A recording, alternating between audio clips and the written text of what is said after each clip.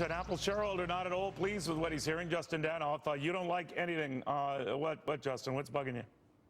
Hey, Neil. Hey, happy spring. It's my little sister's birthday, so happy birthday, Rachel. She's a big fan of yours, by the way, Neil. Yeah, what we're seeing is that over the last years, we've got last few years, we have a trend line. The iPhone sales used to account a couple years ago for 38% of total revenue at Apple. It's now up to 68% of total revenue. So what we have is a very non-diversified portfolio within Apple itself. No investment advisor would tell you to buy all class X of this stock and not diversify your portfolio. So if the iPhone is going to continue to be almost 70% of all revenue, it's good that Tim Cook and Apple today are looking at how to address that issue by going smaller. I don't know. You know far more about this than I do. I'm an Apple shareholder. I've been one for decades, so I want to get that out there. But I think this is very unimaginative today. This is maybe evolutionary than revolutionary, but a smaller iPhone, a smaller iPad Pro. All right, whatever. Yeah,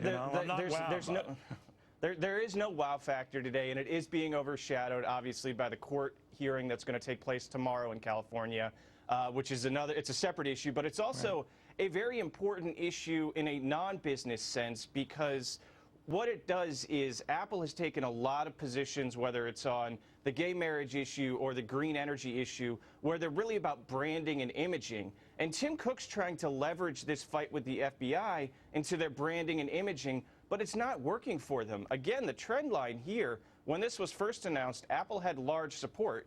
In the latest New York Times poll, 50% of the public is actually siding with the FBI. Well, I think 45% with Apple. Well, the last Friday, the attacks in Brussels to bring in one of the perpetrators behind those Paris attacks might have changed things. But I think Apple made a big to-do out of this unnecessarily. It wasn't the government saying, redo all your iPhones, just this one. If you could open it up for us, we won't even look how you did it. And somehow it became a constitutional crisis. And I don't understand how. Yeah, I think they really stubbed their toe on this, and like I said, the trend line's moving against Apple here. So I think this was a really big misstep on Apple's part. And Tim Cook, I was at the shareholder meeting last month, and he really tried to, hone this in. Jesse Jackson was there talking about, the FBI creating enemies lists, and if we have the wrong person in the White House, it's going to somehow the FBI is going to put him and Black Lives Matter on enemies lists and use Apple to go after them. And so it's really bad imaging on Apple's part. I think it's a deflection. You know what I do? I think it's a deflection. I think they're focus on this in our battle with the mean old government, and not the fact that we are coming up with a smaller iPhone, a smaller iPad Pro. Please. Stop it. Right. Well, maybe it's timed. Zoolander 2 is apparently in the works. Maybe they're going for the really small phones, trying to get that market. Well, there could be I don't know. Yeah, there was that funny little thing. What I want is a larger version of this, the actual size of a newspaper. That big.